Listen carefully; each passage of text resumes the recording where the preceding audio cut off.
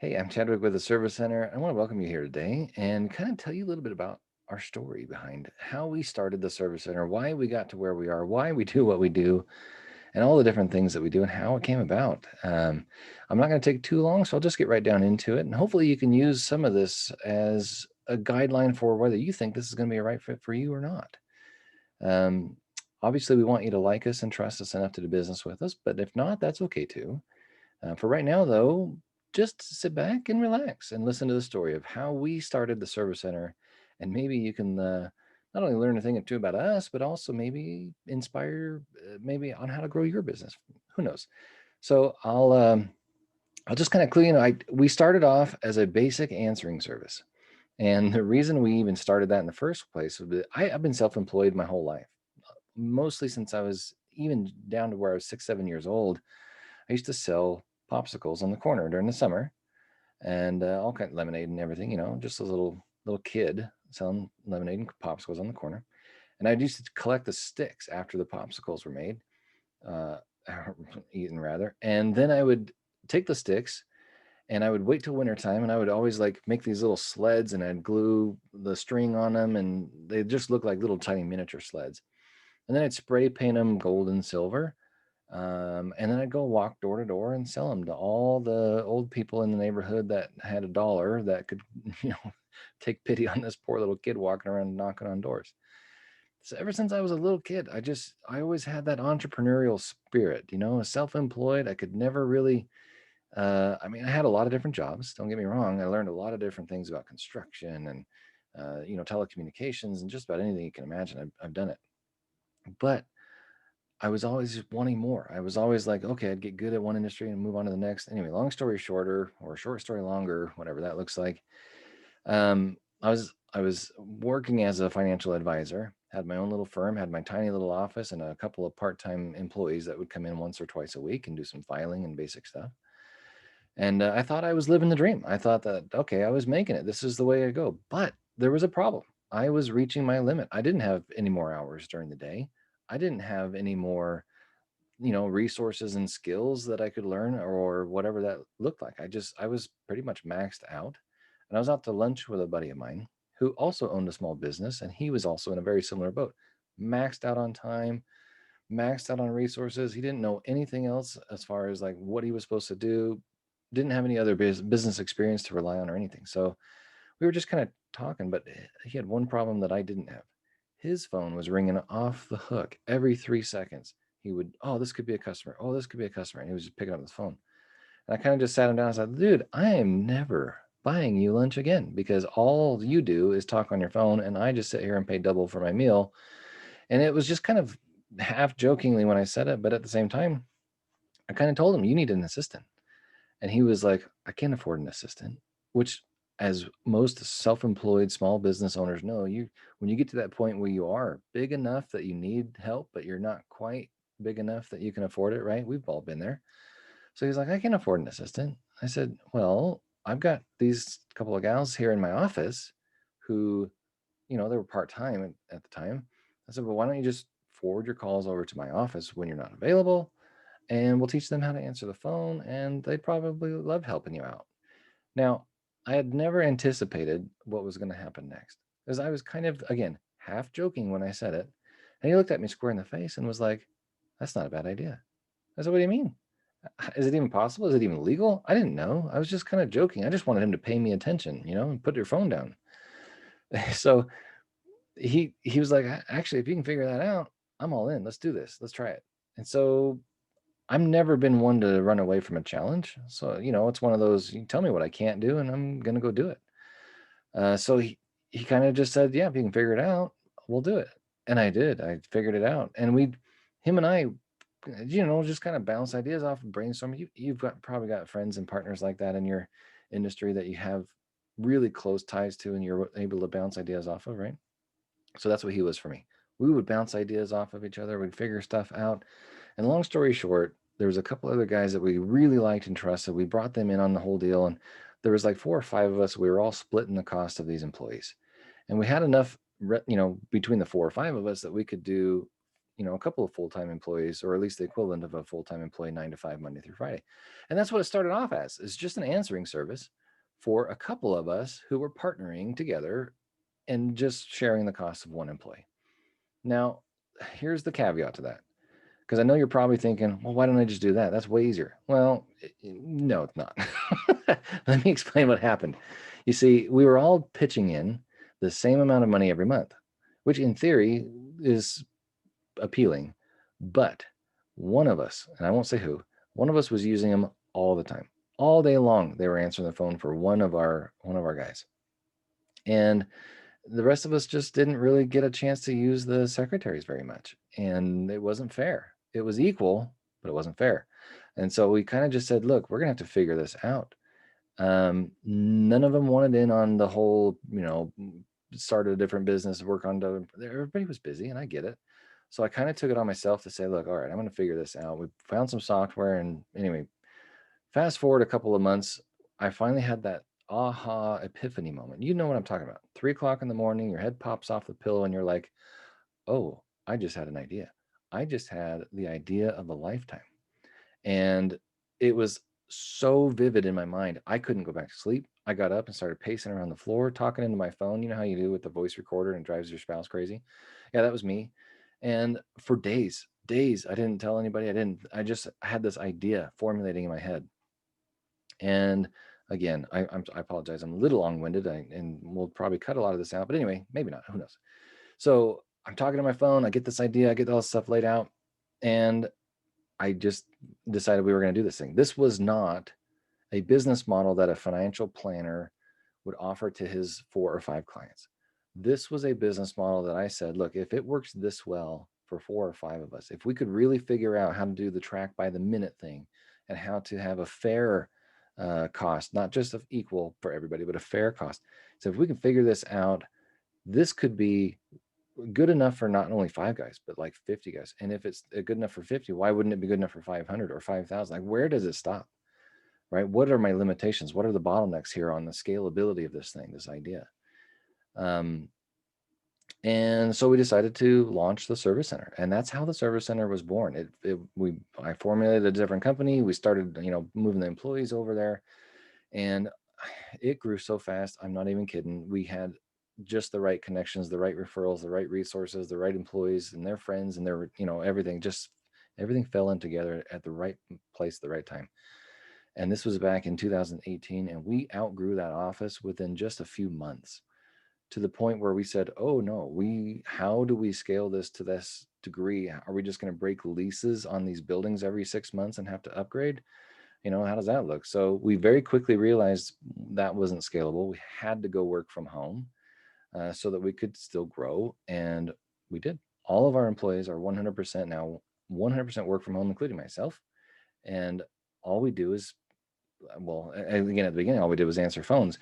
But then as we continue to grow and more clients would, sign on, they'd come back to us and say, hey, you guys are doing such a good job answering phones. Can you do outbound calling for me too? Can you schedule my appointments? Can you call down this list of people and confirm this or that, or, whatever that may be? And we said, sure, we'll try that.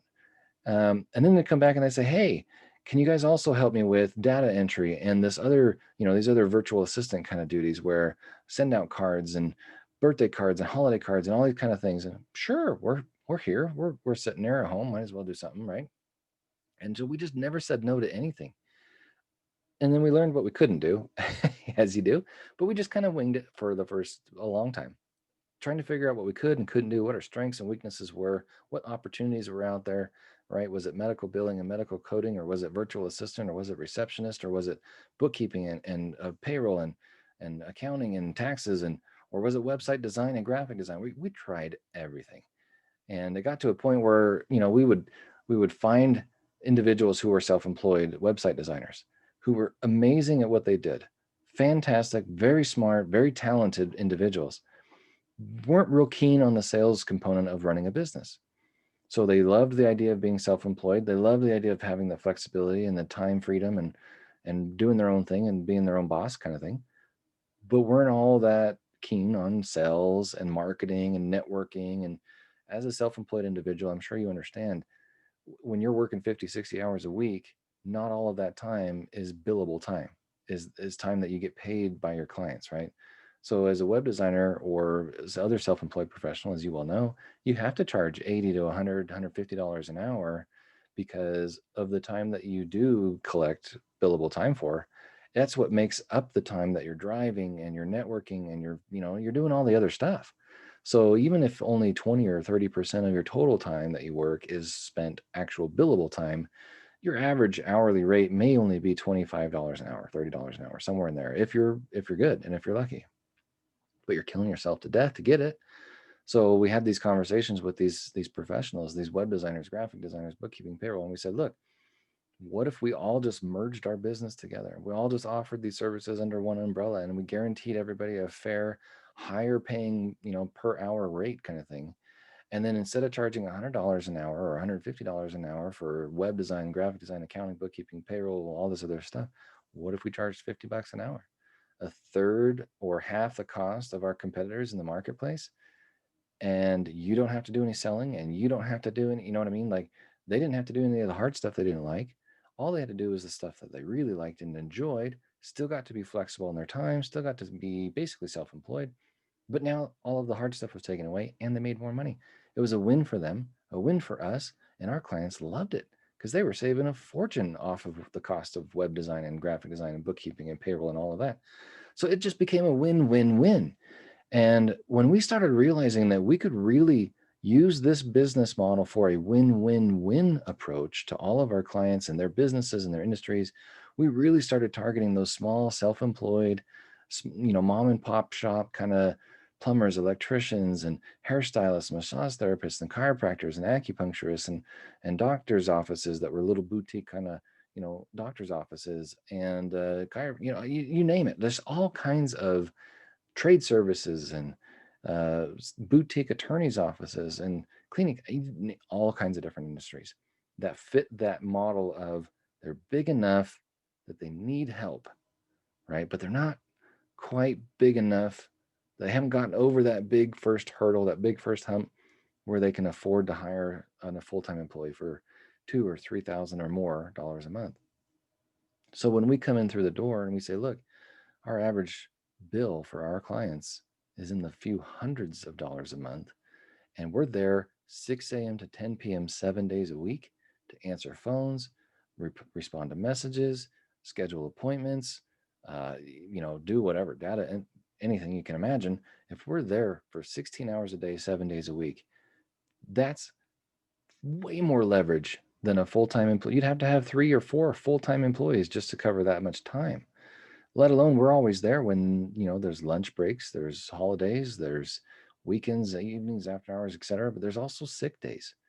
Now if we can take off that liability from an employer, for example, if you're ready to hire somebody, you're going to have taxes, liability up the wazoo as far as like workers' comp insurance and other kinds of insurance, have all those things, right? So if we can take all of that off your plate, that's a huge value, because now instead of thousands of dollars a month plus taxes plus insurances plus all of that liability, it's a few $100.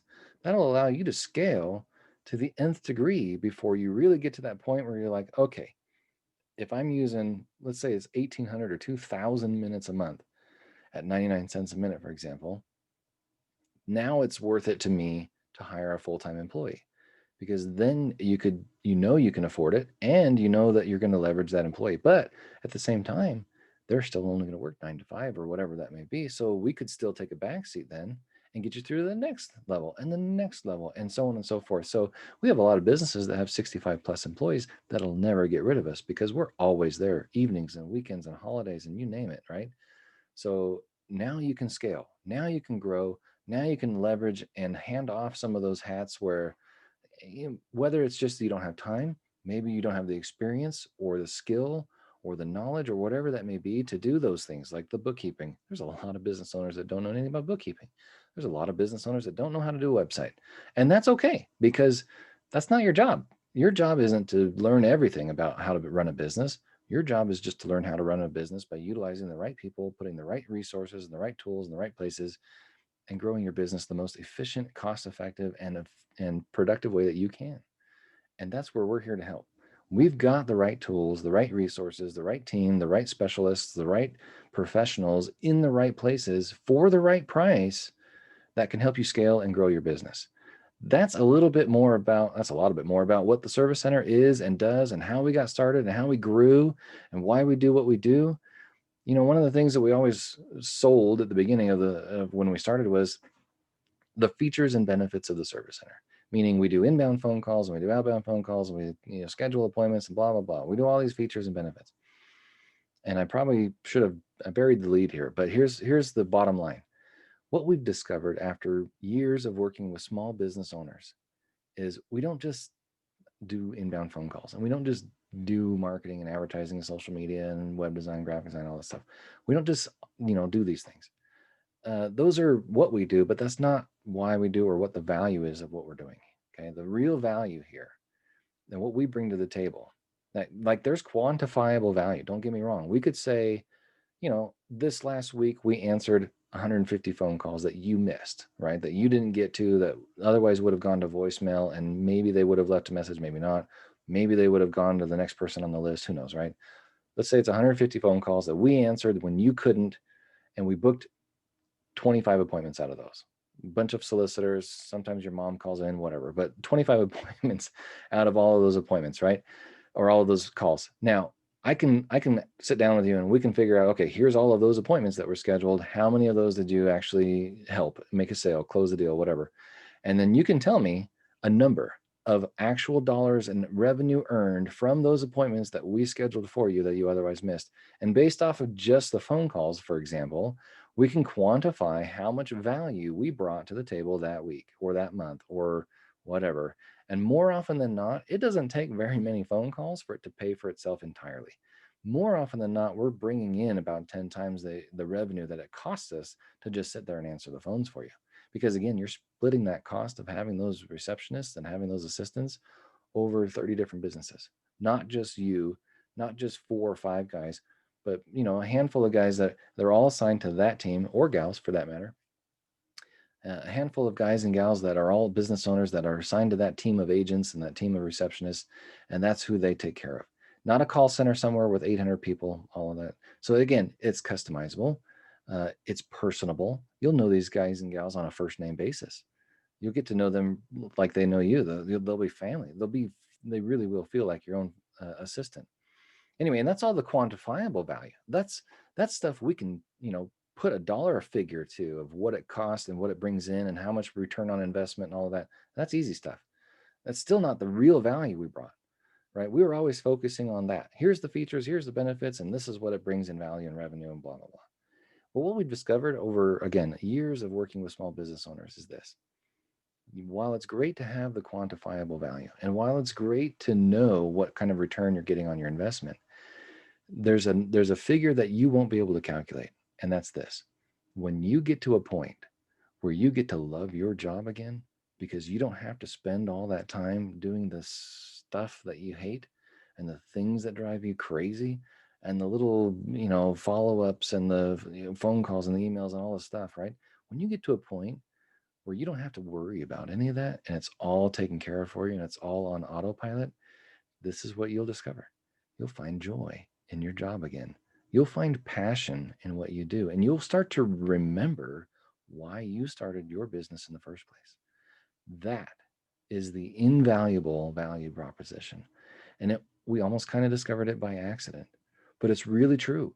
You will get to a point where you love what you do again. And when you love what you do, you never work another day in your life, right? So the real value, the invaluable, we can't put a dollar figure on that. I can't tell you what it's worth to you to love your job and to never want to quit and to always be happy and to always have the time to spend with your family, to go on the vacations, to do all this stuff. You'll be there. You'll get there. We'll help you grow, but at the same time, you'll grow steadily. You'll grow safely with less risk, less liability, and a lot less, headaches and hassle. But at the same time, as you're growing, you're going to find passion and purpose and joy again. And you'll remember why you started your business in the first place. Maybe it was just to help people. Maybe it was because you had some problems in the industry you were primed and ready to solve. Maybe you were trying to turn around the stereotype of what people thought of you and your business or your company or your passion, your trade, your skill, whatever. Who knows why originally you started the business? Maybe it was just because you were really wanting to make a lot of money. And that's okay too. We all have to make money. But again, when you discover your why and you get to live your why on a daily basis, that's a powerful, powerful value. And I make you a promise. When you partner with a service center and you start running your business like no one else, someday you'll get to live like no one else. That's our commitment to you. That's a little bit more about what we do and why we do it. I hope you got something out of this. If you're ready to take it to the next level, all you got to do is click below. Let's schedule a time we can brainstorm and see if this really is a good fit for you and get you on the next step and see if you can find your why and start living it.